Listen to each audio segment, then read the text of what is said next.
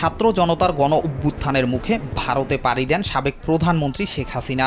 গেল ৫ আগস্ট পদত্যাগ করে ছোট বোন শেখ রেহেনাকে নিয়ে ভারতে চলে যান তিনি। বাংলাদেশের সামরিক বাহিনীর একটি বিমানে আওয়ামী লীগ সভাপতি দিল্লির কাছে গজারিয়াবাদের হিন্দন বিমান ঘাঁটিতে অবতরণ করেন। এরপর থেকে তিনি কোথায় আছেন তা নিয়ে চলে নানান আলোচনা।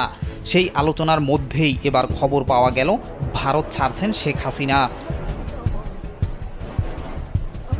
জানা যায় যুক্তরাষ্ট্র ভারতের কাছে জানতে চেয়েছেন শেখ হাসিনা কিভাবে কোন ব্যবস্থায় দিল্লিতে অবস্থান করছেন। জবাবে ভারত জানিয়েছে খুব স্বল্প সময়ের মধ্যেই মধ্যপ্রাচ্যের কোনো একটি দেশে তিনি চলে যাবেন।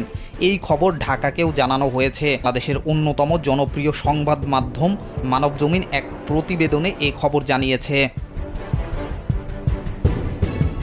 কেউ কেউ বলছেন ভারত ছাড়ার পর শেখ হাসিনা হয়তো মধ্যপ্রাচ্যের দেশ সংযুক্ত